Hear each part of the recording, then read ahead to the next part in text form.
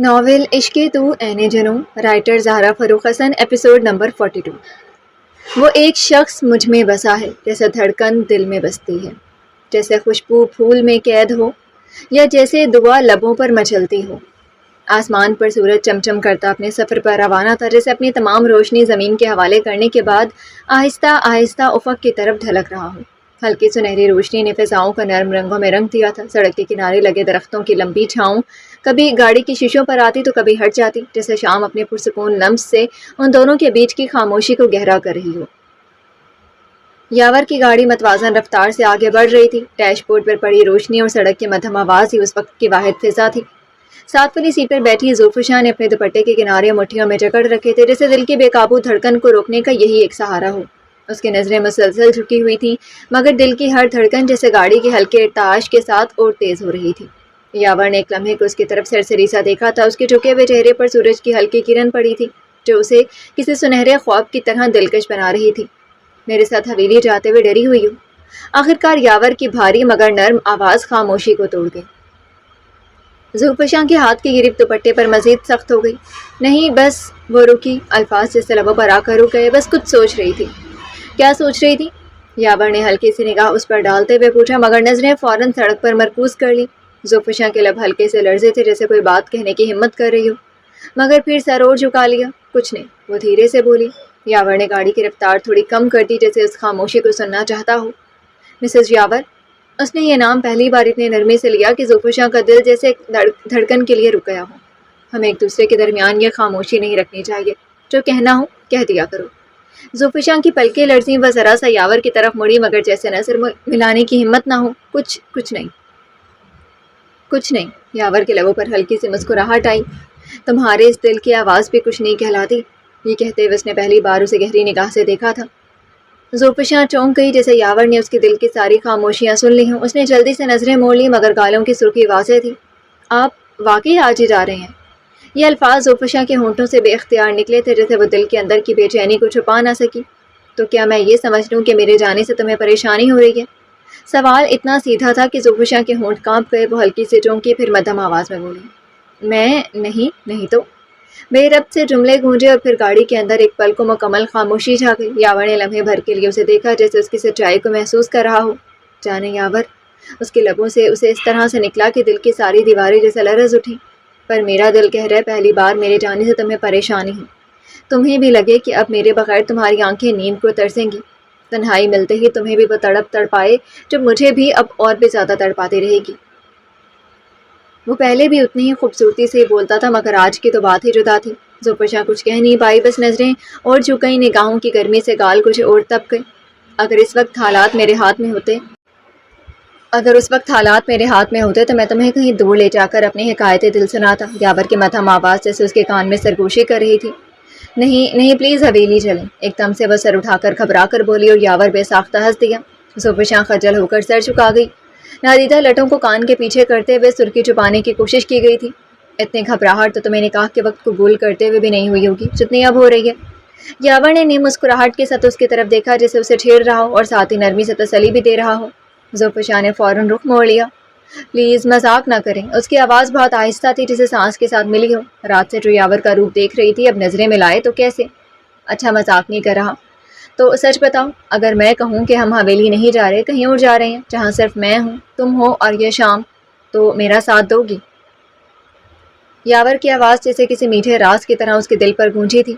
زلفشاں کا دل زور سے دھڑکا۔ اس نے بے اختیار اپنی ہتھیلی کو دوپٹے میں لپیٹ لیا، جیسے اسے گرفت میں لے کر خود کو سنبھال رہی ہو۔ یاور پلیز۔ اس کے لبوں سے اس کا نام پہلی بار اپنے حق کو قبول کرتے ہوئے نکلا کہ یاور کی گرفت اسٹیئرنگ پر ذرا سی سخت ہوئی۔ کچھ تو سرکشی بے اختیار ہوئی تھی۔ پھر سے کہو۔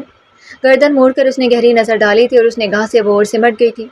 پلیز حویلی چلیں، داجی اگر پوچھے۔ وہ اگر بہانہ بنانا چاہتی تھی، مگر یاور کا نرم سا کہا اس کی بات ادھوری چھوڑ گیا۔ تو کہہ دینا کہ اپنے نئے نویلے دلہا میاں کے ساتھ تفریح کر رہی تھی۔ ذرا سا جھک کر جھکی پلکوں کے خم کو دیکھنا چاہا، اور زلفشاں نے بمشکل اپنی مسکراہٹ کو روکا، مگر گالوں کی حدت اور پلکوں کی لرزش اس کے دل کا حال بیان کر رہی تھی۔ آپ سنجیدہ ہی اچھے لگتے ہیں، اس نے سر جھکائے ہوئے آہستہ سے کہا، جیسے ناراض ہو اور خفا بھی نہ ہو۔ یاور نے ایک نظر اس کے چہرے پر ڈالی اور ہلکے سے مسکرا دیا۔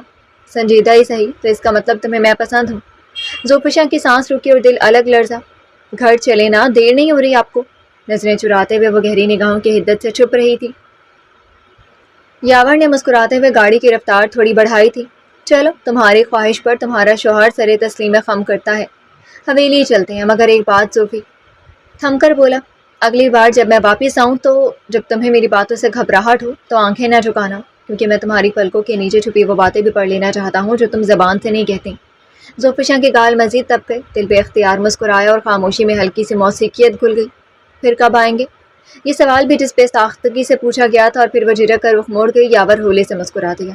زوفی، یاور کی آواز میں اب شوخی نہیں تھی، نہ ہی چھیڑنے والا لہجہ، بس ایک گہری سنجیدہ سی نرمی۔ زوفشاں نے آہستہ سے پلکیں اٹھائیں۔ جی؟ یاور نے رفتار مدھم کی، پھر ایک سنسان سا موڑ لے کر گاڑی ذرا سی سائڈ میں روک دی۔ شام کا سنہری سایہ درختوں کے پیچھے چھپ رہا تھا اور ان کے درمیان اب صرف دھڑکنوں کی آواز تھی۔ زوفشاں نے چونک کر یاور کی طرف دیکھا۔ آپ رک کیوں گئے؟ اس نے جواب دینے کے بجائے ایک لمحہ اسے دیکھا۔ تمہیں ایک بات بتانا چاہتا ہوں۔ زوفشاں بس خاموش تھی، اسے ایسے جیسے لفظوں کی اب گنجائش نہ رہی ہو، جیسے شام کی یہ آخری روشنی صرف اس کے چہرے پر ٹھہرنے کے لیے باقی رک گئی ہو۔ تمہیں معلوم ہے زوفی، اس نے دھیرے سے کہا، میں جا تو رہا ہوں، مگر جانے سے پہلے تمہیں اپنی یاد کا تحفہ دے کر جانا چاہتا ہوں۔ یاور کی آنکھوں میں محبت کا دریا آباد تھا، جن کی لہروں میں اتنی گرم جوشی تھی کہ زوفشاں کی سانس جیسے رک سی گئی۔ اس نے نظریں موڑی، مگر چہرہ بے اختیار جلنے لگا۔ یاور نے آہستہ سے ہاتھ بڑھایا، اس کی انگلیاں زوفشاں کے دوپٹے کے کنارے کو چھوئیں اور نرمی سے اسے اس کے شانے پر درست کر دیا، نہایت خاموشی سے، نہایت احتیاط سے۔ زوفشاں کی پلکیں لرزیں، گالوں پر نمی کی حدت اب دھڑکنوں سے بڑھ چکی تھی۔ اتنی گھبراہٹ کیوں ہے زوفی؟ اس کی آواز جسے گہرے پانی میں ڈوبتی نرمی۔ اس نے آہستہ سے اس کا ہاتھ تھاما، وہی ہاتھ جو دوپٹے میں چھپا چھپا سا لرز رہا تھا۔ زوفشاں کا دل لرزا، مگر ہاتھ کھینچ نہ پائی۔ یاور کی انگلیوں کی گرفت میں نہ زبردستی تھی نہ آزادی۔ یہ ہاتھ، اس نے آہستہ سے کہا، اب کبھی تنہا نہیں ہوگا، ہمیشہ انہیں اپنی دھڑکنوں کو سننے کی انہیں اجازت دے دوں گا۔ زوفشاں کے ہاتھ ہی نہیں، ہونٹ بھی کانپے۔ یاور نے اس کے ہاتھ کو لبوں تک لے جا کر نرمی سے چھوا، اور زوفشاں کے ہاتھ گرم ہونٹوں سے جلنے لگے، دل الگ دھڑ دھڑ کر رہا تھا۔ یاور کے ہونٹ نرم مخملی ہاتھ کے پشت، پھر انگلیوں، پھر پوری ہتھیلی پر پھر رہے تھے، اور یہ لمس اس کے سینے تک پھسل کر ہلچل مچا رہا تھا۔ یاور، ہاتھ چھوڑیں۔ رستی آواز میں وہ ہاتھ کھینچ لینا چاہتی تھی، مگر یاور کی گرفت سخت ہو گئی۔ میں چاہوں تو تمہیں کوئی سا بھی تحفہ دے سکتا ہوں، مگر میں چیزیں نہیں دینا چاہتا، بلکہ وہ ذرا سا تھما اور اس نے زوفشاں کو اپنی طرف کھینچا۔ اس کی سانسیں تیز ہوئی تھیں، آنکھیں یاور کے ہاتھوں کو اپنے چہرے پر جکڑتے محسوس کر کے بند ہو کر لرزی تھیں۔ میں تمہارے ہونٹوں پر اپنی محبت کی داستان لکھ کر جانا چاہتا ہوں۔ جب جب تم آئینہ دیکھو تو یہ داستان ایک لمحے کے لیے تمہارے چہرے پر چھا جائے گی، پھر تمہارے لب خود بخود ہر پل، ہر لمحہ میرے آنے کی دعا کریں گے۔ آواز میں گھل گئے بوجھل پن سے زوفشاں کی پلکیں جیسے بھاری ہو گئیں، سانسیں ایک لمحے کو رک سی گئیں۔ یاور کی قربت، اس کی آواز اور اس کی موجودگی، سب کچھ اس پل کو وقت سے آزاد کر رہے تھے۔ یاور، وہ صرف اتنا ہی کہہ سکی جیسے باقی لفظ گلے میں پھنس گئے ہوں۔ یاور نے اس کے چہرے کو دونوں ہاتھوں کے بیچ اور جکڑ لیا، پر اس جکڑ میں بھی نرمی سی تھی۔ زوفشاں نے لب کھولنے چاہے، مگر یاور کا انگوٹھا اس کے ہونٹوں پر آ ٹھہرا۔ کچھ مت کہو، وہ انگوٹھے کو اس کے ہونٹوں پر رگڑ رہا تھا۔ یہ لمحہ صرف سننے کے لیے ہے، تم سنو، اور میں تمہیں وہ سب کہہ جاؤں جو تمہارے لمس سے بھی زیادہ سچ ہے۔ یاور کی سانسوں نے اس کے ہونٹوں کو گھیر لیا تھا۔ میں چاہتا ہوں آج اس خاموشی پر اپنی مہر رکھ دو۔ زوفشاں کی آنکھیں اور بھی سختی سے بند ہو گئیں، ہونٹ ہلکے سے لرزے اور دل جیسے اپنے وجود سے باہر دھڑکنے لگا۔ یاور کے دونوں ہاتھ اب اس کے چہرے سے پھسلتے ہوئے گردن کے پیچھے آ ٹھہرے۔ تمہیں پتہ ہے زوفی، تمہارے بغیر میرا ہر دن جیسے ریت پر لکھا ہوا ایک خواب تھا جو ہوا چھو کر اڑا لی جاتی تھی، اور اب جب تم میری ہو، صرف میری، تو میں خواب نہیں حقیقت کو چھونا چاہتا ہوں۔ اس کی آواز خماری سے لبریز تھی اور لہجہ جیسے کسی دیرینہ التجا کی تکمیل کر رہا ہو۔ زوفشاں کی پلکیں لرزی، مگر آنکھیں بند ہی رہیں۔ یاور نے اپنی پیشانی اس کی پیشانی سے ٹکائی، ایک خاموش تڑپتی ہوئی چھوئن۔ میں تمہیں اپنی دھڑکنوں کی طرح چاہتا ہوں زوفی، اور آج، بس آج، اپنی دھڑکنوں کو لبوں کی حرارت دینا چاہتا ہوں۔ اس نے نرمی سے زوفشاں کا چہرہ اوپر اٹھایا تھا، پھر آہستہ آہستہ اس کے ہونٹوں کے قریب جھکا۔ سانسوں کی حدت جیسے ایک دوسرے میں تحلیل ہونے لگی، تب یاور کے لب اس کے لبوں پر آ ٹھہرے، نرمی سے، احتیاط سے، مگر تڑپ کے ساتھ۔ یہ کوئی پہلا لمس نہیں تھا، یہ صدیوں کی پیاس تھی، برسوں کا روکا ہوا اظہار، ان گنت لمحوں کی تشنگی، جسے مٹانے کے لیے یاور کے ہونٹ شدت میں ڈھل رہے تھے۔ وہ پل پل سیراب ہونے کی کوشش میں لرزتے لبوں میں گم ہو رہا تھا۔ زوفشاں کی سانسیں بکھری، لب لرزتے گئے اور پھر جیسے ہار گئے، اور یاور کی قربت میں مکمل طور پر ڈھل گئے۔ نازک انگلیوں کی گرفت اپنی شرٹ کے کالر کو دبوچتے محسوس کر کے یاور نے اپنے ہاتھوں کی گرفت اس کی کمر کی گرد سخت کر لی تھی۔ وہ اب اسے پوری شدت سے اپنے سینے سے لگائے ہوئے تھا۔ تمہیں معلوم ہے، یاور نے ہونٹوں کے درمیان وقفے میں سرگوشی کی تھی، میں پرسوں سے صرف اسی لمحے کے لیے زندہ تھا، اور اب میں چاہتا ہوں یہ لمحہ کبھی ختم نہ ہو۔ اس کی انگلیاں زوفشاں کی پشت پر پھسلتے ہوئی نیچے تک آئیں اور وہ لمحہ پر شرم ساکت لمحہ اب مکمل قربت میں بدلنے لگا۔ یاور کے ہاتھ زوفشاں کی کمر پر گہرائی سے لپٹے ہوئے تھے اور ہونٹ بس نرم لبوں کی نرمی چرانے میں لگے تھے، جیسے برسوں کے پیاس کو ایک ہی سانس میں بچھانے کی کوشش کر رہے ہوں۔ اس کی سانسیں تیز ہو چکی تھیں، ہر دھڑکن میں ایک بے تابی سی شامل تھی۔ کار میں مکمل خاموشی تھی، صرف دل کی دھڑکن، سانسوں کی روانی اور پلکوں کی لرزش باقی رہ گئی تھی، جیسے محبت نے الفاظ کو بھی تھما دیا ہو۔ لمحے گزرے اور جب زوفشاں کے ہاتھوں نے اس کی شدت سے بے حال ہو کر شرٹ کی کالر جکڑ کر دور کرنے کی کوشش کی، یاور کے ہونٹوں نے لبوں کو رہائی دے کر اس کے ماتھے پر ایک آخری بوسہ دیا تھا، جیسے محبت کی آخری مہر لگا رہا ہو۔ زوفشاں کی سانس رک سی گئی تھی۔ بس یہی تحفہ دینا تھا، جس طرح اسے اپنے قریب کھینچا تھا اسی طرح بہت احتیاط اور نرمی سے اس نے زوفشاں کو خود سے الگ کر دیا تھا۔ وہ شرم سے فوری رخ موڑ چکی تھی، یاور کے ہونٹ پر مسکراہٹ تیری اور اس نے کار پھر سے سٹارٹ کر کے روڈ پر ڈال دی۔ یہ جو ذرا سی ہونٹوں سے پی کر مدہوشی چڑھی تھی، وہ اب دھیرے دھیرے پورے وجود میں اتر چکی تھی۔ زوفشاں جیسے لمحے بھر کو خود کو بھول گئی تھی، چہرہ کھڑکی کی طرف موڑے، آنکھیں بند کیے بس سانس لینے کی کوشش کر رہی تھی، جیسے وہ لمحہ، وہ لمس ابھی تک اس کے لبوں پر ٹھہرا ہو اور وہ اسے کھونا نہیں چاہتی تھی۔ کار خاموشی سے آگے بڑھ رہی تھی، باہر شام کا گہرا سایہ پھیل چکا تھا اور اندر کار کی خاموشی میں ایک مرد جو اپنی شدت محبت پر مسکرا رہا تھا اور ایک عورت جو خود سے نظریں چرا رہی تھی۔ پھر گاڑی نے حویلی کے پرانے دروازے کے سامنے آہستہ آہستہ رفتار کم کی۔ شام کا سنہرا جادو اب آسمان پر نیلاہٹ میں کھل رہا تھا اور سامنے کھڑے لمبے درختوں کے سائے حویلی کی دیواروں پر لرز رہے تھے۔ زوفشاں نے اپنا دوپٹہ سنبھالا، رخ ذرا سا موڑا اور کار ونڈو سے باہر جھانکا۔ یاور نے گاڑی بند کی اور گہری سانس بھر کر اس کی طرف دیکھا۔ چلیں، اس نے دھیرے سے کہا۔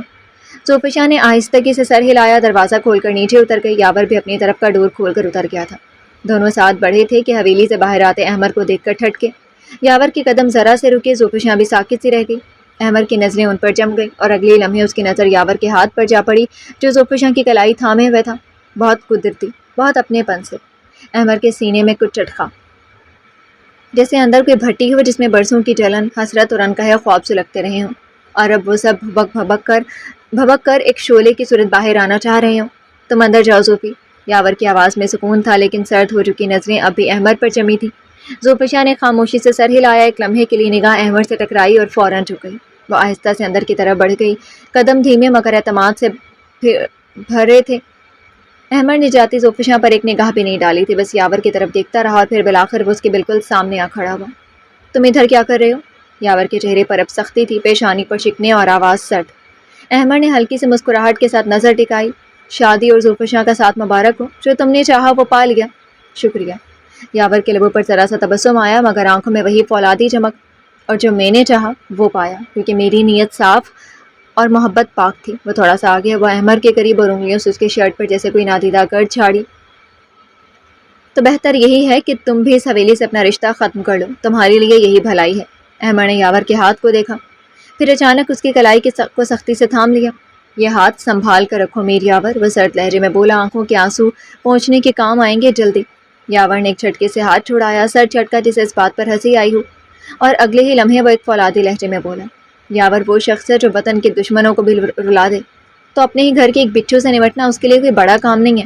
احمر ہنسا، مگر وہ کہا اندر سے خالی تھا۔ مجھے افسوس ہوگا میر یاور حسن، اس نے تھوڑا جھک کر آنکھوں میں زہر بھر کر کہا، میرا ملک ایک بہترین فوجی کو کھو دے گا، شہید ہو جائے گا۔ یاور کی آنکھوں میں اب شعلے تھے۔ یاور نے سینے پر بازو باندھ کر اسے دیکھا۔ احمر، مرنے سے مجھے ڈرانے کی ضرورت نہیں ہے۔ اس کی آنکھیں برف سی ٹھنڈی تھیں۔ شہادت ہمارے لیے وہ فخر ہے جس کے لیے ہم جیتے ہیں، مگر تم، وہ ایک قدم آگے بڑھا، لہجہ آگ میں ڈھل گیا، تم وہ ہو جو اپنوں کی پیٹھ میں خنجر گھونپتے ہیں، جنہیں زمین تو عزیز ہوتی ہے مگر اس پر مرنا نہیں۔ تمہاری ہونٹوں کی مسکراہٹ زہر ہے احمر، اور تمہارا دل اس سے بھی سیاہ۔ احمر نے جیسے پلکیں جھپکنے سے انکار کر دیا، بس خاموش رہا، لیکن اندر کچھ لرز گیا تھا۔ تم جانتے ہو یاور، یہی تمہاری کمزوری ہے، وہ زہریلی مسکراہٹ کے ساتھ بولا، یہ رشتے، یہ جذبات، یہ عورتیں، انہیں لے کر تم بکھر جاؤ گے، اور میں تمہیں اس موڑ تک لا کر چھوڑوں گا جہاں تم بس ایک ہارا ہوا مرد رہ جاؤ گے، ایک تنہا فوجی۔ یاور نے ایک لمحے کو اسے دیکھا، پھر نظریں ہٹا لی، نگاہ اب بے نیاز مگر لہجہ استہزائیہ تھا۔ اگر ہار جیت کی بات ہے تو میدان میں آ احمد، کسی عورت کے سائے کے پیچھے چھپنا بزدلی ہے۔ زوفشاں میری بیوی ہے اور اس کا تحفظ اب میرے لیے فرض ہے۔ تمہاری زبان، تمہاری نظروں اور نیت کا حساب تمہیں دینا ہوگا۔ احمر خاموشی سے کھڑا رہا، مگر اس کے ہاتھ کی رگیں ابھر آئی تھی جسے ضبط تھامنا مشکل ہو رہا ہو۔ تمہیں تمہارا غرور لے ڈوبے گا میر یاور، یاور نے مڑتے ہوئے ایک آخری نگاہ ڈالی اور سرد لہجے میں کہا، اور تمہیں تمہارا حسد۔ پھر وہ پلٹا، قدم دروازے کی طرف بڑھا دیے۔ یاور کے قدموں کی ٹاپ مدھم ہوتی گئی، دروازہ کھلا اور بند ہو گیا۔ احمر وہیں ساکت کھڑا رہا، اس کی مٹھیاں سختی سے بند تھیں، جبڑے بھینچے ہوئے، مگر چہرے پر محض ایک ہلکی زہر بھری مسکراہٹ ابھری۔ ایک جملہ جو اس کے دل کی تہ میں چھپا تھا، اب ہونٹوں سے ابھی آواز نکل پڑا۔ غرور تو تاج ہوتا ہے یاور، مگر اسے پہننے کے لیے تخت چاہیے، اور وہ تخت اب صرف میرا ہوگا۔ پھر وہ ایک گہرا سانس لے کر پلٹا اور بغیر کسی آواز کے خاموشی سے میر حویلی سے نکل گیا۔ دن کی روشنی زوال پر تھی اور شام کے سائے اب سازش کی چادر اوڑھنے لگے تھے۔ ان سے محبت بھی کمال کی ہے، نہ کبھی دور نہ پاس کی ہے، نوازشیں بھی ہیں، عنایتیں بھی، اور شکایتیں بھی ہر بات کی ہیں۔ رات جیسے ٹھہر کر رہ گئی تھی۔ یوشا کے کمرے کی کھڑکی کے سفید پردے متھم سے ہوا سے بھولے سے ہلے تھے، جیسے چاندنی نے خود آ کر اندر جھانکا ہو۔ کمرے میں ہلکی چاندنی جیسی روشنی بکھری ہوئی تھی، مگر حیات کی آنکھوں میں دھند سی جمی تھی، ایسی روشنی جو لفظوں سے نہیں سکوت سے محسوس ہوتی ہے۔ وہ بیڈ پر بیٹھی ہتھیلیوں پر ٹھوڑی رکھے یوشا کو گھور رہی تھی، جو شیشے کے سامنے کھڑا تھا، سینہ برہنہ، شرٹ کرسی پر رکھے اپنے بدن پر چوٹوں کے نشان دیکھ رہا تھا۔ گھوم کر کبھی اپنے پشت پر نظر ڈالتا، کبھی بازو گھما کر دبا دبا کر دیکھتا، کبھی سینے پر انگلی پھیر کر زخم جانچتا۔ اور بستر پر بیٹھی حیات کو اب تپن چڑھی جا رہی تھی۔ اتنا گھوم گھوم کر نہارنے کی ضرورت نہیں ہے۔ بالآخر وہ تپ کر بولی، کوئی چوٹ ووٹ نہیں لگی تمہیں، ڈرامہ مت کرو۔ یوشا نے رخ موڑ کر اسے بس ایک نظر دیکھا، ایسی نظر جو کچھ کہے بغیر سب کچھ کہہ گئی۔ پھر وہ پلٹا چہرہ دوبارہ آئینے کی طرف اور اسپاٹ لہجے میں بولا، میں اگر ادھر مرا پڑا ہوتا نا تو تم وہی کہتی، اٹھو اے مردے، اے مر چکے میرے عاشق، کب تک پڑے رہو گے؟ اٹھو، مجھ سے محبت کا دعویٰ کرو، میرے نخرے اٹھاؤ، میری تعریف کرو، میری زبان کی کاٹ برداشت کرو، میرے ہاتھ کی ضرب سہو۔ وہ بازو پر لگی سیاہ سی چوٹ کو انگلی سے چھوتے ہوئے بولتا رہا، انداز ایسا جیسے لفظوں سے آگ نکال رہا ہو، جیسے صرف باتوں سے حیات کو جلا کر راکھ کر دینا چاہتا ہو۔ حیات نے ضبط سے جبڑے بھینچ لیے، ناک سرخ ہونے لگی اور آنکھیں گلابی۔ وہ دانت پیستے ہوئے بولی، نا بالکل ٹھیک کہتی ہے، بس جس دن انہیں اپنا آپ دے دیا، ان لڑکوں کا مطلب پورا ہو جائے، پھر منٹ نہیں لگاتے بدلنے میں۔ یوشا نے لمحے بھر کو پلکیں جھپکی، پھر آنکھیں سکیڑ کر سیدھا اسے دیکھا۔ واہ، کمال کی آپ کی ثنا جی۔ وہ طنزیہ مسکرایا، اگر ان کا مطلب پورا کرنا یعنی محبت کے نام پر اپنا حق لینا ہے تو تمہاری وہ سہیلی بہت آرام سے میرے دوست کے ساتھ خوشی خوشی مطلب پورے کرتی ہے، اور پھر جب میری باری آتی ہے تو آ کر تمہارے کان بھرتی ہے، لڑکوں کی خصلت بتاتی ہے، محبت کا ڈھونگ، وفا کی تمثیل، سب سمجھاتی ہے تمہیں تاکہ تم مجھے اپنے مطلب پورے نہ کرنے دینا۔ وہ ٹھہر کر مسکرا کر بولتا اسے سر سے پاؤں تک جلا چکا تھا۔ حیات کی آنکھوں میں چنگاری بھر آئی تھی۔ ہاں کرتی ہوگی نا ثنا تمہارے دوست کا مطلب پورا، بدلے میں وہ اسے محبت بھی تو بہت کرتا ہے نا۔ اس کا دل تو اب نہیں دکھا تھا۔ بہت پرزور دے کر اس نے ہونٹ چبائے، آواز روندی ہوئی تھی مگر الفاظ پھر بھی تیر کی طرح نکلے تھے۔ کم از کم وہ تم جیسے رنگ بدلتے مردوں میں سے تو نہیں ہے جو صرف مطلب نکالنے کے لیے نرم بن جاتے ہیں، حق لینا ہو تو چپکنے والی بیماری بن جاتے ہیں۔ وہ خوب چبا کر بول رہی تھی۔ یوشا کی آنکھوں میں ناگواری کا سایہ گہرا ہوا۔ استغفراللہ، میں اور بیماری یعنی یوشا، سعید ملک اور چپکو۔ اس نے سر جھٹکا جیسے ناپسندیدگی جھاڑ رہا ہو۔ میں تو بیوقوف تھی، تمہارے پیار میں میں بھی محبت ڈھونڈتی رہی، اتنا برا کیا تھا تم نے میرے ساتھ، پھر بھی تمہیں معاف کر کے تمہاری گود میں آ گری، حالانکہ تم کوئی گود میں اٹھانے والی چیز ہرگز نہیں ہو۔ وہ سر جھٹک کر بولا جیسے خود پر ترس کھا رہا ہو۔ جس رات ہمارے ملن کی تھی اسی رات سے میرے بازوؤں میں درد ہو رہے، ہاتھوں کو مروڑتے ہوئے ایک جھوٹی کرا اس کے لبوں سے نکلی تھی، اور حیات کا چہرہ جو پہلے ہی غصے سے تمتما رہا تھا اور سرخ ہو گیا۔ ہاں بس یہی سننا باقی رہ گیا تھا۔ وہ دانت پیس کر بولی، ہاتھ پر کمر پر رکھے یہ جو اتنے بڑے بڑے بائسیپس ہیں نا، یہ صرف دکھانے کے لیے رکھے ہوئے ہیں۔ آنکھیں سکیڑ کر وہ اس طرح اس کے بازو کو گھونے لگی جیسے ایکس رے ہی نکال لینا ہو اسے۔ ذرا سی دیر کو کیا اٹھا لیا، نازک نارنجی بن گئے تم۔ ذرا دیر کے لیے، آنکھیں پھیلا کر تعجب جتایا، پوری رات میرے بازوؤں پر آرام سے مزے لیتی رہی، اور جوشا چپ ہو جاؤ ورنہ تمہارا خون کر دوں گی۔ وہ دبا دبا سا چینخ اٹھی، پر ادھر کچھ ایسا جو ہوا ہو۔ مذاق نہیں کر رہا جانے من، پسلیاں ہلا دی ہیں تم نے۔ اس نے سینے کو ہاتھ لگا کر کراہنے کی ایک اور اداکاری کی۔ یہ پسلیاں اور بازو اتنے کمزور ہیں تو چلے کیوں تھے رومانس کرنے؟ دل ملاتی ہوئی حیات کو دیکھ کر وہ مسکرایا۔ یہ یوشا نے اپنے دونوں بازو فخر سے اٹھائے، یہ تو میں نے مار تھاڑ کرنے کے لیے بنائی ہیں۔ کچھ دیر پہلے کی ریکارڈنگ پھر سے چلا دوں اگر بھول گئی ہو؟ دیکھا نہیں تھا کتنا اچھا ایکشن کرتا ہوں میں؟ خوشی خوشی بتاتے ہوئے ابرو اٹھا کر حیات سے داد بھی چاہی۔ ہاں مان تو وہ بھی چکی تھی مگر تعریف کرنی ہی نہیں تھی۔ کیا پتا یہ سب بھی تمہارا ہی کوئی ڈرامہ، مجھے اس بار بھی کوئی دھوکہ دینے کے لیے سارے سینز کریٹ کیے گئے ہوں۔ یوشا کا چہرہ لمحے بھر کو بالکل جامد ہوا، اس کے ہاتھ رک گئے۔ وہ اپنا بازو دیکھ رہا تھا نہ شیشہ، بس گھوم کر حیات کو دیکھا۔ اگر وہ سب ڈرامہ لگا تھا تو وہاں میرے لیے پریشان کیوں کھڑی تھی؟ چلی گئی ہوتی مجھے چھوڑ کر؟ ڈرائیونگ تو ویسے بھی تمہیں بہت اچھی آتی ہے۔ سینے پر بازو باندھ کر وہ چپتی ہوئی نگاہوں سے اسے دیکھ رہا تھا۔ کیونکہ میں تم سے سچی محبت کرتی ہوں، تمہاری طرح بس مطلب والی محبت نہیں جسے بس چھونے تک ظاہر ہو جانا ہے۔ گردن اٹھا کر وہ بے ساختہ بول گئی اور یوشا کے جبڑے تنے تو اب میرے لمس بھی حساب کتاب کے قابل ہو گئے۔ اس نے قدم قدم چل کر بیڈ کے قریب آنا شروع کیا۔ حیات اندر ہی اندر گھبرائی تھی۔ ٹھیک ہے، بتاؤ کب کیا چھوا، کہاں چھوا، کتنا چھوا، تم حساب لکھ لو۔ محبت کی سچائی کم پڑی ہو تو سود سمیت لوٹا دوں گا۔ تمہاری محبت بحث تھی، وہ ہنسی نہیں تھی، زخم پر نمک تھی۔ تمہاری محبت تو ان لفظوں جیسی ہے جو سنانے کے لیے بولے جاتے ہیں، نبھانے کے لیے نہیں۔ یوشا رک گیا، آنکھیں گلابی ہوئیں اور پھر وہ جھکا بالکل حیات کے قریب، اس کی آنکھوں میں آنکھیں ڈال کر بولا، اور تمہاری محبت وہ کیسی ہے جو ہر دوسرے لفظ میں شکوہ، ہر تیسرے میں طنز اور ہر لمحے میں کسی اور کی کہے پر مجھ سے بے اعتبار رہتی ہے، جو ہر بار خود کو سچ مان کر دوسروں کو جھوٹا ٹھہرا دے۔ وہ اس کے اتنے قریب تھا کہ حیات غیر محسوس انداز میں پیچھے کھسکی تھی، مگر دل جیسے وہیں ٹھہر گیا تھا۔ یوشا کی سانسوں کی حدت اب حیات کے چہرے تک محسوس ہونے لگی تھی۔ یہ جو تمہاری محبت ہے، ہر وقت بے اعتبار، ہر وقت دھوکے کی شکار، قبضے کی خواہش جو صرف تمہارے حساب سے چلے دو۔ وہ رکا، تم ان مردوں میں سے ہرگز نہیں ہو حیات ملک جسے تم اپنی سہولت سے چاہو، اسے اپنے حساب سے چلاؤ۔ میری زندگی کے کچھ اصول ہیں اور میں اپنی زندگی انہی اصولوں کے ساتھ چلتا ہوں اور چلتا رہوں گا، تمہیں پسند ہو یا ناپسند ہو۔ مضبوطی سے کہی گئی باتوں سے حیات کے دل کو دھکا لگا تھا۔ اور ان اصولوں کے بیچ میں کہاں ہوں؟ یہ ہے تمہارے عشق کے دعوے۔ حیات کی آنکھیں نم ہو گئی مگر وہ ابھی گردن اٹھائے اس کی آنکھوں میں دیکھ رہی تھی۔ یوشا ایک لمحے کو خاموش رہا، پھر جیسے تانا دے گیا، جاؤ اپنی سہیلی سے پوچھ لو، محبت کے سارے اصول وہی تو تمہیں بتاتی ہے، مردوں کی فطرت، ان کی نیتیں، مطلب سب وہیں سے سیکھا ہے تم نے اور مجھ پر آزمایا۔ حیات کی مٹھیاں سخت ہو گئیں۔ تم ثنا کو بار بار کیوں بیچ میں لا رہے ہو؟ اس نے کچھ نہیں کہا، کہنے کی ضرورت ہی کیا ہے، مثالیں تو تم ہی دیتی ہو ہر بار ان کے اقوال زریں کی۔ وہ کندھے جھٹک کر لاپرواہی سے واپس آئینے کے سامنے جا کھڑا ہوا۔ کہیں بھی میری برائی کے پوائنٹ نکلے اور ثنا کی کہی گئی ایک بات کی مثال حاضر۔ شیشے میں خود کو دیکھتے ہوئے یوشا کو حیات شعلہ جوالا بنی دیکھ رہی تھی، مگر آنکھیں پھر بھی نم ہو رہی تھیں۔ کم آن، یوشا نے ہلکے ہولے سے کہا، گردن ذرا سا گھمائی اور اب اس کا چہرہ حیات کی سمت تھا۔ بیٹھ کر گھورو مت، آ کے ڈریسنگ کرو میری، مجھے لفظ رکے، مجھے ابھی اپنا مطلب بھی پورا کرنے۔ آنکھوں میں عجیب سی چمک تھی، طنز اور طلب کے بیچ جھولتی ہوئی۔ حیات کا دل جیسے ایک لمحے کو دھڑکنا بھول گیا تھا۔ کیا کہا تم نے؟ اس کی آواز ہلکی تھی مگر کپاہٹ میں لپٹی ہوئی۔ وہی جو تم سمجھ رہی ہو، تمہاری نظر میں ایسا ہوں تو ایسا ہی صحیح، کم فاسٹ۔ رات ویسے بھی بہت ہو گئی ہے۔ یوشا نے رخ موڑ کر اس کی طرف دیکھے بغیر بے نیازی سے کہا اور ڈریسنگ پر پڑے اپنے موبائل کی طرف دیکھا جس کی اسکرین روشن ہو رہی تھی۔ تم بس مجھ سے مطلب نکالنے کے لیے ساتھ ہو۔ اس کی آواز اب گلے میں کہیں پھنس گئی تھی۔ یوشا نے کوئی جواب نہیں دیا، بس موبائل اٹھایا اور تیزی سے کچھ ٹائپ کرنے لگا۔ تو جو کچھ تھا ہمارے درمیان وہ بھی مطلب تھا؟ وہ آہستہ سے بولی جیسا خود سے سوال کر رہی ہو۔ تم نے ہی تو کہا کہ میں مطلبی ہوں، تو محبت مطلبی ہو گئی۔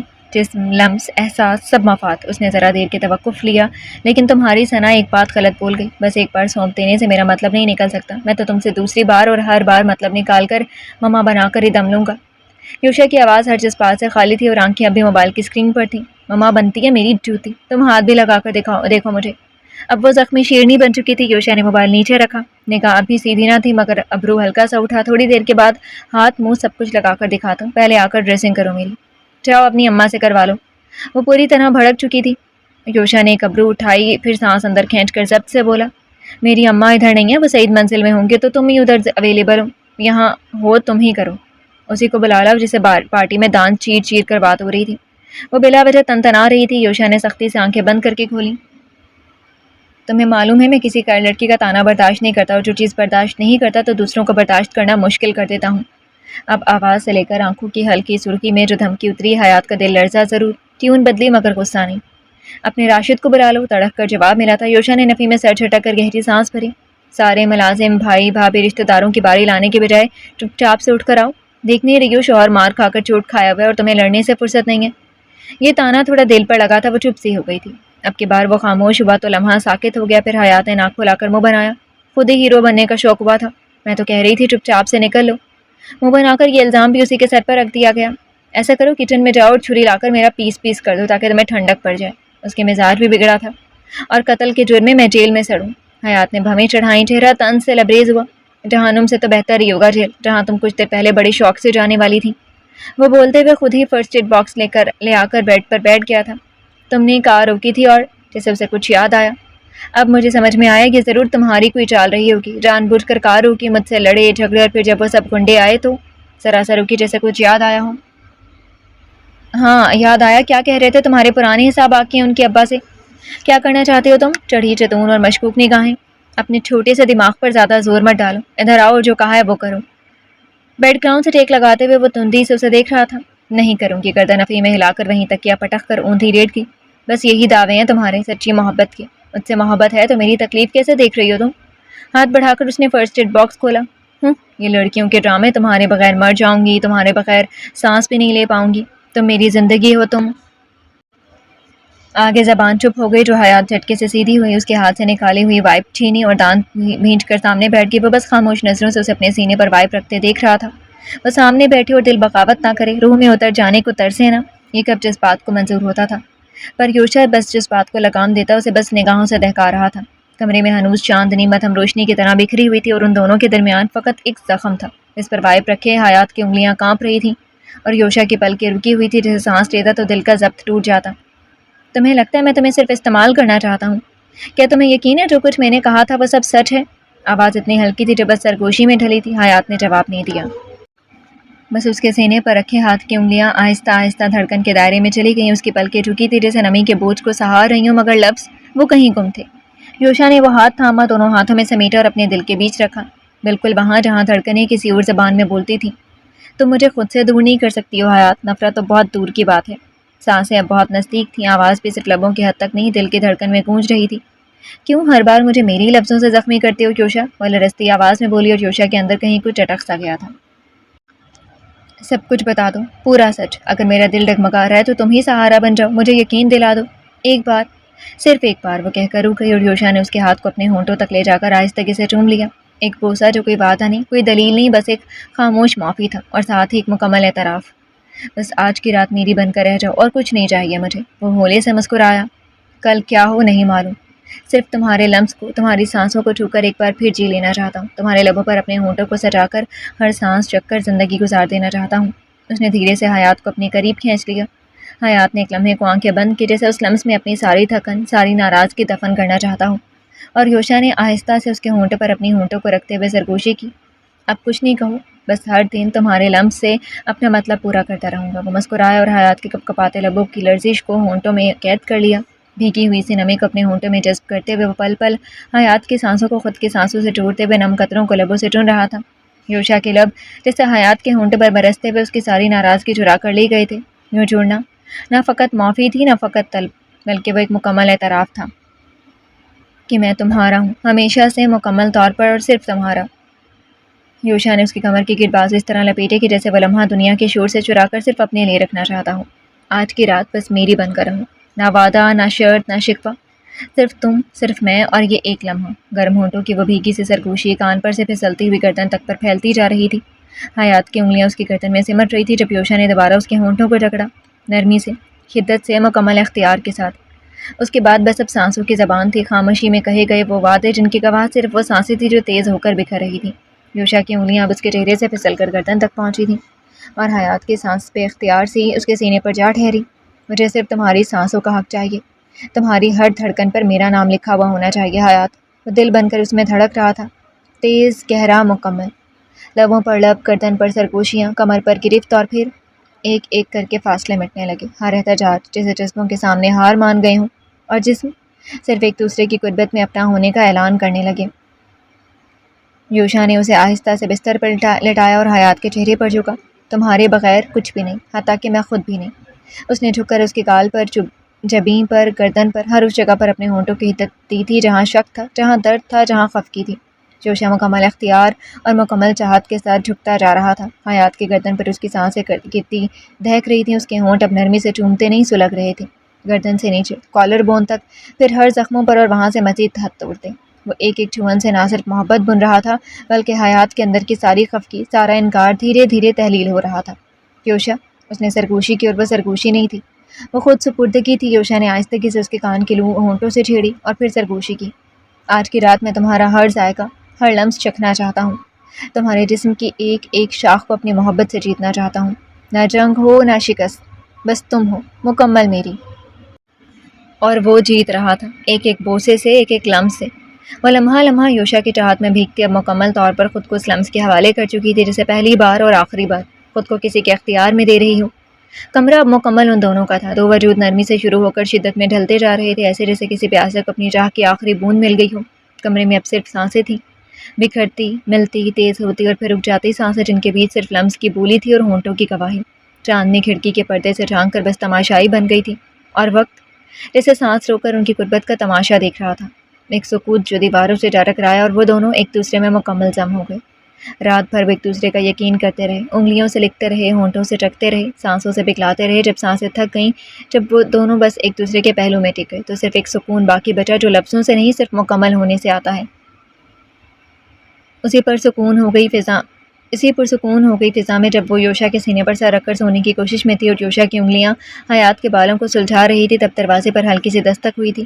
حیات نے چونک کر سر اٹھایا اور اس نے گہری سانس لے کر آہستہ سے کہا، راشد ہے، تم سو جاؤ، میں جا رہا ہوں۔ بتا کر ذرا سا جھکا خود کو دیکھتی حیات کی پیشانی چوم کر وہ اس سے الگ ہو گیا۔ حیات بس خاموشی سے اسے بستر سے اترتے پھر واش روم تک بہت تیزی سے جاتے دیکھ رہی تھی۔ رات کی مہک اپنے اندر سمیٹتی خاموشی اور بھی گہری ہو گئی تھی۔ ہم نہیں شکست کے قائل، ہم نے سفینے جلا رکھے ہیں، رستے میں جو بھی طوفان آئے ہم نے قدم وہیں جما رکھے ہیں۔ پھیکی روشنی میں بھیگی صبح اجاگر ہوئی اور افق کی پیشانی پر نرم کرنوں کا پہلا بوسہ پڑا تو یوشا کی کار بے آواز اپنی منزل پر رکی، خاموشی سے جیسے وقت کے پیرہن میں لپٹی کوئی تھمی ہوئی آہ۔ وہ کار سے اترا تو ٹھنڈی نم ہوا نے اس کے چہرے کو چھوا، وہ چہرہ جس پر جذبات کا کوئی عکس باقی نہ رہا تھا، جیسے آنکھیں برسوں پرانی ٹھنڈک اوڑھے ہوں، یا جیسے دل کے اندر کہیں صدیوں کی خاموش انتقام کی آگ دہک رہی ہو۔ پتھر سے بنی راہ پر اس کے قدم تیز تھے، راشد اس کے ساتھ لپکتا آیا، مگر دروازے پر پہنچ کر یوشا نے رک کر اسے دیکھا۔ نگاہ میں حکم تھا مگر آواز میں عجیب سی سردی۔ میرے علاوہ کوئی اندر نہ آئے۔ راشد بس سر ہلا سکا اور یوشا وہ دروازہ دھکیل کر اندر بڑھ گیا۔ دروازہ بند ہوا تو راشد ایک لمحے کو اس کی پشت کو دیکھتا رہا، پھر سر جھٹکا اور وہیں باہر کھڑا ہو گیا۔ کمرے میں جیسے ہوا بھی احتیاط سے چل رہی تھی، ہلکی مدھم روشنی میں دھندلے سائے دیواروں پر رینگ رہے تھے، اور اس سکوت میں جب یوشا نے قدم رکھا، صوفے پر بیٹھا شخص فوراً اٹھ کھڑا ہوا۔ جوار خان، چہرہ وہی، آنکھوں میں وہی برسوں پرانی سرد مہری اور لبوں پر آگ، ایک زہرخند سکوت جو کچھ بھی نہ کہہ کر سب کچھ کہہ جاتا تھا۔ کافی لیٹ نہیں ہو گئے آپ مسٹر ملک؟ آواز نرم تھی مگر اس میں چھپے طنز کا زاویہ پرانا تھا۔ یوشا ٹھہر کر ایک لمحہ اسے دیکھتا رہا، پھر آگے بڑھا، قدم تول کر اعتماد سے، اور صوفے پر اس کے سامنے بیٹھتے ہوئے نگاہ کی سیدھی تپش اس کے وجود پر جما دی۔ تمہیں لگتا تھا میں نہیں آؤں گا؟ پاؤں پر پاؤں رکھ کے اس نے خفیف سا سر ہلایا، آنکھوں سے بیٹھنے کا اشارہ کیا۔ بیٹھ جائیں جوار صاحب۔ تمہیں لگتا تھا میں نہیں آؤں گا؟ پاؤں پر پاؤں رکھے اس نے خفیف سا سر ہلایا، آنکھوں سے بیٹھنے کا اشارہ کیا۔ بیٹھ جائیں جوار صاحب۔ جوار خان نے ایک لمحہ گہری سانس لی مگر وہ بیٹھا نہیں، دونوں ہاتھ پیچھے باندھ کر سیدھی گردن اور تنی ہوئی قامت کے ساتھ وہ یوشا کو گھورتا رہا۔ میرا بیٹا کہاں ہے؟ یوشا کے لبوں پر ایک ہلکی سی مسکراہٹ ابھری، سرد، بے رحم اور کسی حد تک دل کو چیر دینے والی۔ کون سا بیٹا؟ اس نے دو انگلیوں سے اپنی ٹھوڑی چھوئی، جیسے لمحہ بھر کو سوچنے کا دکھاوا کیا ہو۔ وہ جو میری بیوی پر نظر ڈال چکا تھا، یا وہ جو رات مجھے مارنے آیا تھا؟ مگر افسوس موت اس دن مجھے پسند نہ آئی۔ اس کے لہجے میں وہ خاموش شعلے تھے جو بولتے نہیں مگر جلا ضرور دیتے ہیں۔ جوار خان کی گردن ذرا سی جھکی، جیسے ضبط کا ایک لمحہ گزرا ہو۔ یہ الزام ہے میرے بیٹے پر، کوئی ثبوت ہے تمہارے پاس؟ وہی پرانی چالاکی، وہی سیاست کی باریک دھار پر مکار چال۔ یوشا نے گردن ذرا سا جھکا کر ہنسا، خاموش، تمسخر سے لبریز۔ ثبوت؟ وہ سیدھا ہو کر بیٹھا، اب اس کی آواز میں صرف ٹھہراؤ تھا۔ تمہارا بیٹا چور دروازے سے نہیں آیا تھا، وہ سڑک پر سرے عام مجھے مارنے کے لیے آیا تھا، اور تمہارے لوگ، وہ تو پہلے ہی میری نظروں میں تھے، تمہارے سمیت۔ یوشا نے آہستگی سے جیب میں ہاتھ ڈالا، موبائل نکالا اور میز پر رکھ دیا۔ اسکرین پر کچھ تصویریں ابھری، خاموش گواہ، بے رحم ثبوت۔ یہ تصویریں تمہارے پرانے خاص نوکروں کی ہیں جنہوں نے بہت آسانی سے سب کچھ اگل دیا۔ لفظ بہ لفظ کس طرح تم پلان بنا کر مجھے ادھر پھنسانے آئے تھے، تم ادھر میرے بیٹے اور مجھے ختم کرنے آئے تھے۔ کمرے میں خاموش دہک گئی، ہوا جسے ٹھٹک کر رک گئی، وہ جوار خان کی آنکھیں اس موبائل پر جمی رہیں، وہ چہرے وہی جنہیں وہ وفاداری کی مثال کہتا تھا، اب راز اگلنے والوں کے صف میں کھڑے تھے۔ یہ اس کے ہونٹوں سے بمشکل نکلا۔ یوشا نے صوفے کے بازو پر کوہنی ٹکائی۔ ہاں، وہی لوگ جن کے ہاتھوں تمہارے بیٹے نے وار کروایا، وہی ہاتھ اب میرے حق میں لکھ چکے ہیں۔ وہ پلکوں کو خم دے کر مسکرایا، اور اب بہت آسانی سے یہ مانا جائے گا کہ یوشا سعید ملک پر، ایک منسٹر اور اس کے بیٹے نے حملہ کیا، غیرت پر نہیں، اقتدار پر وار تھا یہ۔ یوشا کی آواز دھیمی ہو گئی، مگر ہر لفظ ایک دھاردار خنجر تھا، اور بہت جلد تمہاری پوزیشن تمہارے ہاتھ سے نکل جائے گی۔ کیا کہتے ہیں تم لوگ؟ اس نے اپنی داڑھی دو انگلیوں سے نوچتے ہوئے جیسے سوچا۔ یس، پبلک پرسپشن، وہی جو حقیقت سے زیادہ خطرناک ہوتی ہے۔ پھر وہ ذرا سا رکا، کوہنیاں گھٹنوں پر ٹکائیں اور نگاہ جواہر خان کی آنکھوں میں گاڑ دی۔ لیکن ابھی تک میں نے تمہارا نام نہیں لیا جواہر خان، مگر جانتے ہو اس ملک میں مشہور منسٹر اگر غلطی کرے تو خبر سے زیادہ وہ افواہ بنتی ہے، اور افواہوں میں اکثر سچ چھپا ہوتا ہے۔ جواہر خان کے ماتھے پر پسینہ ابھر آیا۔ اب وہ صرف باپ نہیں رہا تھا، اب وہ سیاستدان بن چکا تھا، اور سیاست میں سچ سب سے مہنگا سودا ہوتا ہے۔ تم مجھے بلیک میل کر رہے ہو؟ آواز بمشکل نکلی، لہجہ شکست خوردہ نہیں تھا، مگر اس میں وہ بے بسی تھی جو کسی دیوار کی آخری اینٹ ہلنے پر آتی ہے۔ یوشا کے لبوں پر آہستہ سے مسکراہٹ ابھری، ٹھنڈی، بے رنگ، کاٹدار۔ نہیں، میں تمہیں وہ آئینہ دکھا رہا ہوں جس میں تمہارا چہرہ صاف ہے۔ یوشا سیدھا ہوا، موبائل اٹھایا، جیب میں واپس رکھا، آنکھوں میں اب سختی تھی مگر لہجہ سرد سکوت جیسا۔ آج میں تمہیں ایک راستہ دے رہا ہوں جواہر خان، یا تو اپنی عزت بچا لو یا اپنی زندگی، اور لاسٹ آپشن یہ ہے کہ میری باتیں مان لو۔ کیا منوانا ہے تمہیں؟ جواہر خان کی نگاہ اب اس کے سرد و سپاٹ چہرے پر تھی، جیسے وہ جان چکا ہو کہ بازی اب اس کے ہاتھ سے نکل چکی ہے۔ میر یاور حسن کے بارے میں مجھے جاننا ہے۔ اس نے نام لیا اور جواہر کے آس پاس جیسے دھماکے ہوئے، نظریں پتھرا گئیں، سانس کچھ دیر کو رک گئی، پلکیں ایک لمحے کو لرزی، مگر چہرہ پھر سے ساکت ہو گیا، جیسے وہ سن ہی نہ پایا ہو، یا شاید وہ لفظ اس کی روح میں کہیں زور سے ٹکرائے تھے۔ کیا کہا تم نے؟ آواز حلق سے جیسے خراش لے کر نکلی تھی۔ یوشا ذرا سا آگے ہوا، اس کی نگاہیں جواہر کے چہرے پر نہیں، اس کے اندر جھانک رہی تھی۔ میں جانتا ہوں تمہاری زندگی میں کچھ ایسے راز ہیں جو صرف تمہاری آنکھیں جانتی ہیں، اور وہ راز یاور حسن سے جڑے ہیں۔ میں سچ جاننا چاہتا ہوں، ابھی اور یہیں، یاور حسن کا سچ، اس کی شہادت کا سچ۔ جواہر نے خود کو سنبھالنے کی کوشش کی، صوفے کے بازو پر ہاتھ رکھا، مگر چہرے سے رنگ اتر چکا تھا، آنکھوں میں الجھن نہیں تھی، ہول تھا، جیسے برسوں سے جو لمحہ ٹالتے آئے تھے وہ آج یوشا کی صورت آ گیا ہو۔ تم یاور، تمہارا کیا لگتا ہے؟ آواز شکست خوردہ تھی، کسی اندر سے ڈھہ چکے قلعے کی۔ یوشا نے گہری سانس لی۔ یاور وہ چہرہ ہے جس کی تاریخ دھند میں چھپی ہوئی ہے، اور میں وہی دھند مٹانا چاہتا ہوں۔ یوشا کے لہجے میں کہیں بھی نرمی نہیں تھی، آنکھیں خطرناک ترین۔ تم کیا جاننا چاہتے ہو؟ آواز بے یقینی سے نہیں بلکہ اس خوف سے نکلی جو برسوں سے دفن رازوں کے در کھولنے سے آتا ہے۔ اس نے پشت صوفے پر لگائی۔ صرف وہ سچ جاننا چاہتا ہوں۔ رکا، سانس لی، پھر وہ نام پھینکا جو زلزلہ تھا، جو تم نے احمد چودھری سے پیسوں کے بل پر چھپایا ہوا ہے۔ جواہر کے چہرے پر اب فقط خوف تھا۔ احمد، وہ مجھے مار ڈالے گا، اور تم نے سچ نہ بتایا تو میں تمہیں مار ڈالوں گا۔ لہجہ چینک نہیں رہا تھا، مگر ہر لفظ پھاڑ دینے والی چھری۔ جواہر خان پیچھے ہٹا، قدم ڈگمگائے جیسے زمین ہلنے لگی ہو۔ یوشا، تم نہیں جانتے احمد کون ہے۔ وہ صرف آدمی نہیں، وہ سایہ ہے۔ تو میں وہ سورج ہوں جو سچ کے ساتھ کھڑا ہے، اور سائے کتنے ہی اسے کیوں نہ لمبے کیوں نہ ہو جائیں، سورج نکلتے ہی مٹ جاتے ہیں۔ یوشا اب فولاد ہو چکا تھا، نہ نرم نہ خوفزدہ، صرف اٹل۔ یہ تمہارا آخری موقع ہے جواہر خان، احمد سے میں نہیں ڈرتا، اس کے ہر جرم میرے پاس درج ہیں، بس تمہارا بیان باقی ہے۔ جواہر کے لب بھنچے گئے، آنکھوں میں پرانی شکست جھانکنے لگی۔ اگر میں نے سب بول دیا تو صرف احمد نہیں، پورا سسٹم مجھے مٹا دے گا۔ یوشا تھوڑا آگے جھکا، آنکھیں آنکھوں میں گاڑتے ہوئے دھیمی مگر فولادی آواز میں بولا، میرا ساتھ دو جواہر خان، میں وعدہ کرتا ہوں نہ تم مرو گے نہ تمہاری پوزیشن ہاتھ سے جائے گی۔ جواہر نے گہرا سانس لیا، اس کے سامنے بیٹھا شخص کوئی عام مرد نہ تھا، وہ مرد جو سچ کو لے کر طاقت سے ٹکرا سکتا تھا، اور جواہر خان جیسے لوگ بہت جلد فطرت بدل لیتے تھے۔ ٹھیک ہے، میں جو کچھ جانتا ہوں سب بتا دوں گا۔ یوشا آہستہ سے سیدھا ہو کر بیٹھا۔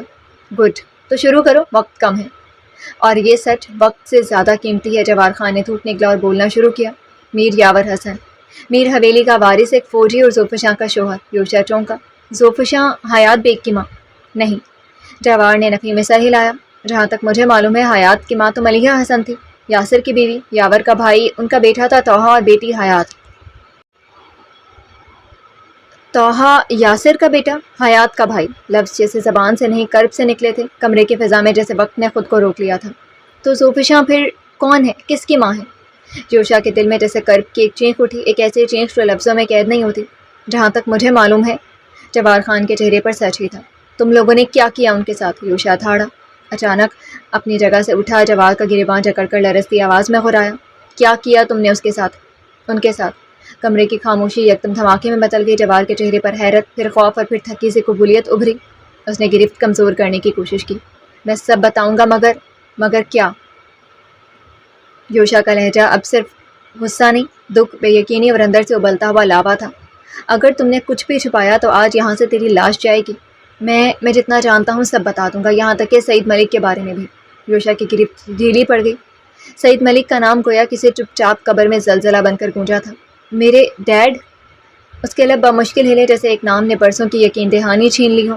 جوار خان کی سانس دھونکنے کی طرح چلنے لگی تھی۔ اس کے چہرے پر پسینہ، خوف اور التجا ایک ساتھ چمک رہی تھی۔ ہاں، تمہارے ڈیڈ، سعید ملک، وہ بولتا جا رہا تھا اور یوشا کی آنکھیں یکدم خالی ہو گئی تھی، وہ جیسے خود سے دور جا چکا ہو، ایک ایسی جگہ پر جہاں سچائی کی روشنی نہیں، صرف سائے تھے۔ اس کی آنکھوں میں آگ نہیں تھی، صرف وہ راکھ تھی جس میں ماضی کی چنگاریاں دب کر سلگ رہی ہوں۔ میری یہی کوشش رہی اس کی ہر امید پر پورا اتروں، پھر بھی اس نے بھی اپنی ضرورت کے تحت ہر حد تک آزمایا مجھے۔ جب سے یوشا نے یہاں سے جانے کا فیصلہ کیا تھا، حویلی کے اندر خاموشی اتری ہوئی تھی، ایسی خاموشی جو دیواروں سے ٹکرا کر پلٹتی تو ضرور تھی مگر جواب نہ دیتی۔ اچانک لیے گئے اس فیصلے نے سب کو حیرت میں ڈال دیا تھا۔ کچھ سوال دل میں مچلے، کچھ آنکھوں میں تیرے، مگر اس کی قطعیت میں ایسی ضد تھی کہ کسی نے بھی زبان نہ کھولی۔ بس سب نے مان کر چپ اختیار کر لی۔ حویلی میں اب ہر کوئی اپنے کمرے میں تھا، چپ چاپ، بے آواز، پیکنگ کے بہانے۔ اوپر کے کمرے میں زریں بیڈ پر بیٹھی تھی، خاموش اور سوچتی ہوئی۔ وہیں الماری کے پاس کھڑی زرینہ آہستہ آہستہ کپڑے بیگ میں رکھ رہی تھی۔ وہ ان سب کے جانے کا سن کر اداس ہو گئی تھی، اور ان سے الگ تھلگ تابش وہیں صوفے پر بیٹھے تھے، موبائل تھامے کسی کام میں مصروف، جسے کچھ بھی غیر معمولی نہیں ہوا۔ تابش، یہ اچانک یوشا نے جانے کا فیصلہ کیوں کر لیا؟ زرین کی آواز نرمی اور خالی پن میں ڈھلی ہوئی تھی۔ زرینہ نے کپڑے تہہ کرتے کرتے ایک سرد آہ بھری۔ وہ دکھ جو زبان پر نہ آ سکے اکثر سانسوں سے باہر نکلتے ہیں۔ تابش نے سر اٹھایا، کندھے ہلکے سے جھٹکے۔ میں کیا کر سکتا ہوں، اس کا اپنا فیصلہ ہے۔ اور پھر سے انہوں نے موبائل اسکرین پر نظریں مرکوز کر لیں۔ زرین نے ایک پل کو انہیں دیکھا، پھر آہستہ سے زرینہ کی جانب دیکھا جو ٹھنڈی ٹھنڈی آہ بھرتی ان کی پیکنگ کر رہی تھی۔ زرینہ، تم جا کر کچن کو دیکھو، باقی میں کر لوں گی۔ اس کے لہجے کی سنجیدگی زرینہ کو چونکا گئی۔ اس نے آہستہ سے سر ہلایا اور دروازے کی طرف بڑھ گئی۔ آج زرینہ بی بی اتنا اداس تھی کہ نہ کمر جھولی نہ برآمدہ، بس سیدھے سیدھے چل کر کمرے سے نکل گئی۔ اور دروازہ بند ہوا تو زرین بیڈ سے اٹھ کر صوفے کی طرف آئی اور تابش کے قریب بیٹھ گئی۔ تابش، میری طرف دیکھیں۔ تابش نے چونک کر نظریں اٹھائیں۔ کیا ہوا، طبیعت خراب ہے؟ ان کے لہجے میں گھبراہٹ تھی۔ زرین نے نفی میں سر ہلا کر نرمی سے کہا، میری طبیعت ایک دم ٹھیک ہے۔ تب ٹھیک ہے۔ تابش نے گہرا سانس لیا جیسے وہ واقعی مطمئن ہو گئے ہوں، مگر زرین نے ان کی کلائی تھام کر نرمی سے بازو موڑ کر اپنی طرف کھینچا۔ میری طرف دیکھ کر بات کریں۔ آپ ہر وقت اتنے مطمئن کیسے ہو جاتے ہیں؟ اتنا کچھ ہو رہا ہے، یوشا بغیر وجہ بتائے ہم سب کو لے جا رہا ہے، اور آپ نے اسے ایک لفظ پوچھا بھی نہیں کہ اچانک کیوں ارادہ بدل گیا؟ تابش نے مسکرا کر زرین کی تشویش جھلکاتی آنکھوں میں دیکھا۔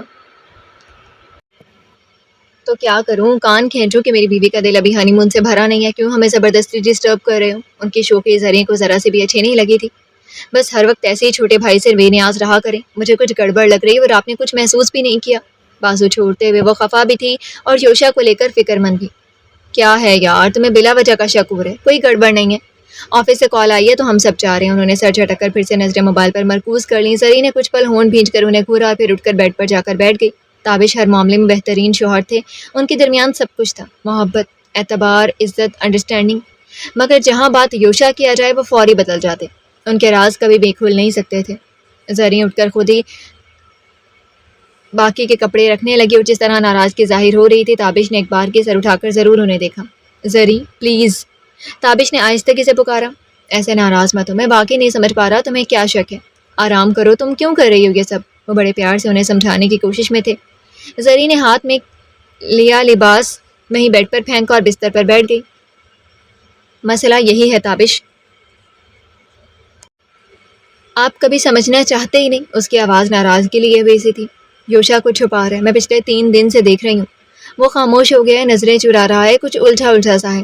اور آپ کو لگا وہ صرف آفس کی کال پر جا رہا ہے۔ تابش کے ماتھے پر بل پڑے۔ تم کہنا کیا چاہتی ہو؟ وہ کچھ غلط کر رہا ہے یا ہم سے جھوٹ بول رہا ہے؟ زرین نے پلٹ کر دیکھا۔ نہیں، وہ ہم سے بچ رہا ہے، اور بچنے والے اکثر بس جانے کے لیے نہیں جاتے، کچھ چھوڑ کر کچھ دبا کر جاتے ہیں۔ تابش وہ تلخ سی ہو گئی تھی، کمرے میں ہوا ایک دم سے تنگ ہوئی تھی۔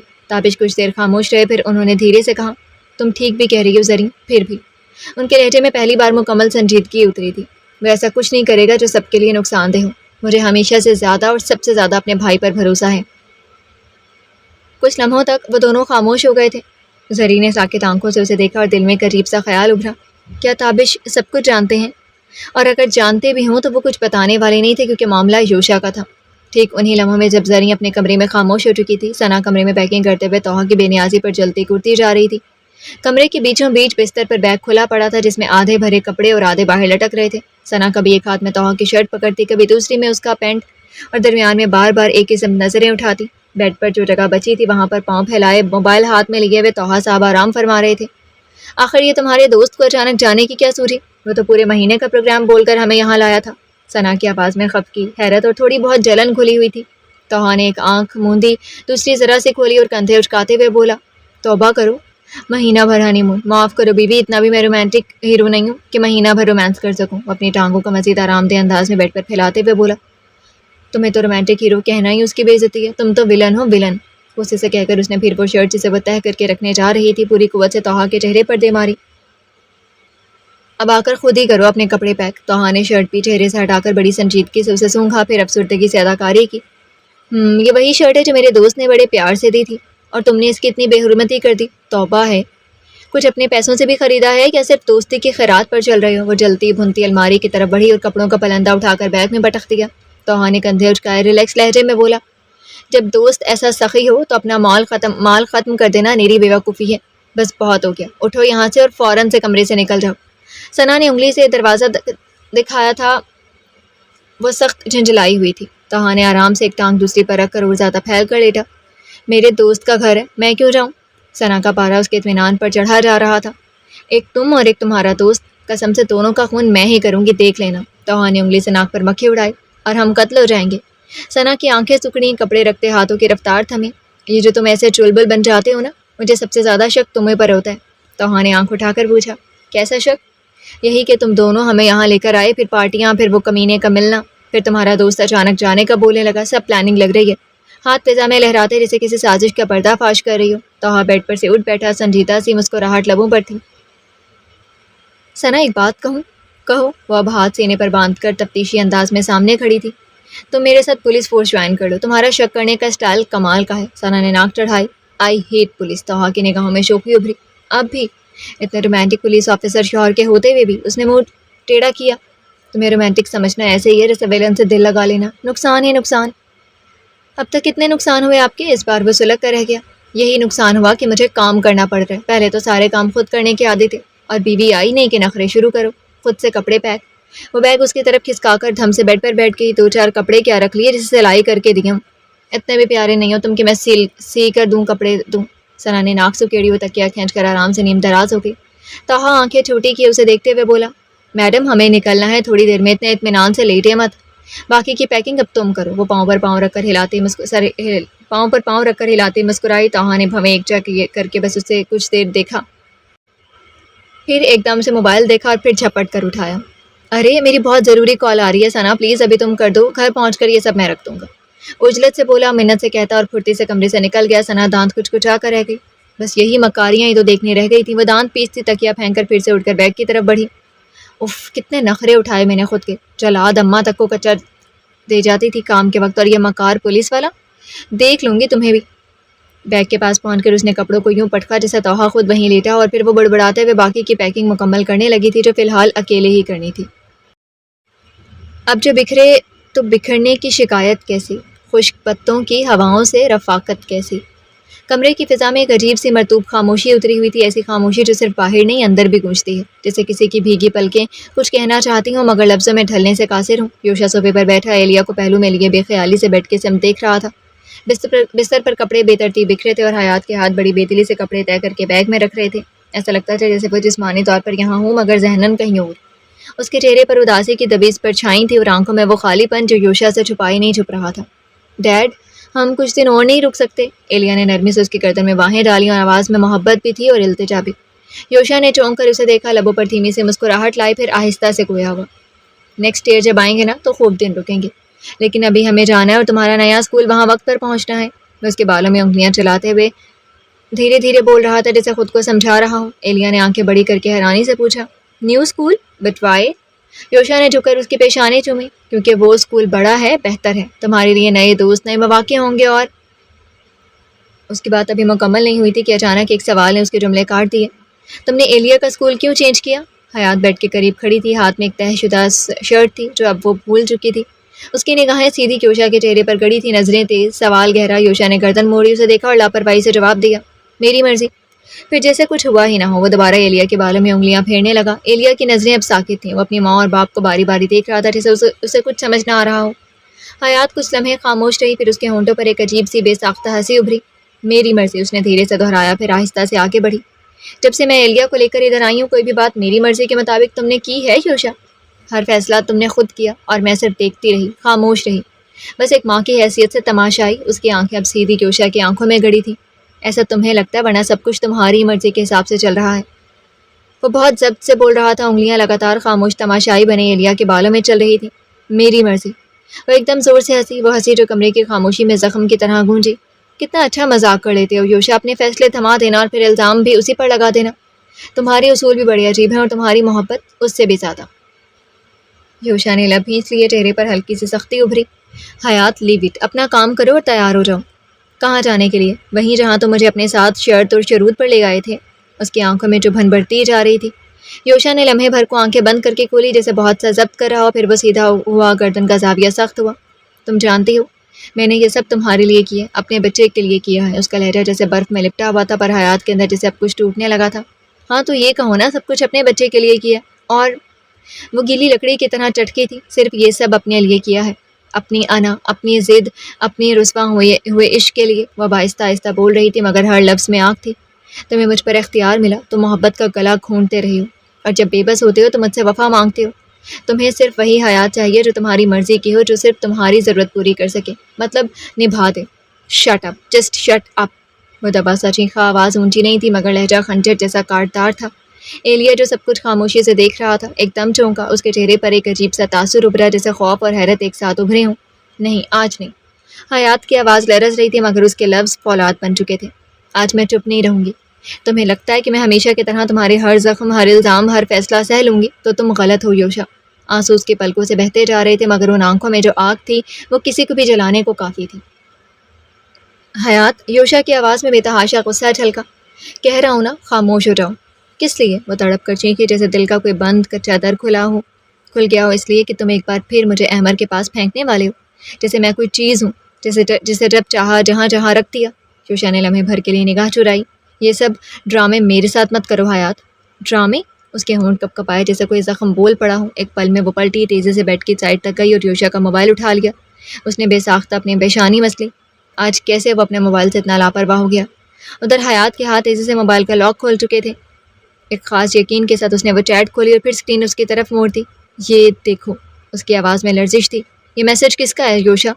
جس میں تم نے احمر کو خود لکھا ہے کہ میں حیات کو لا رہا ہوں۔ یوشا کی نظر اسکرین پر جم گئے، الفاظ جیسے تیز دھار خنجر بن کر اس کے اندر پیوست ہونے لگے، کیونکہ وہ الفاظ اس کے ہی تھے، اس کی ہی نیت کے تھے، اور اب اس کی ہی اگلی بازی کے۔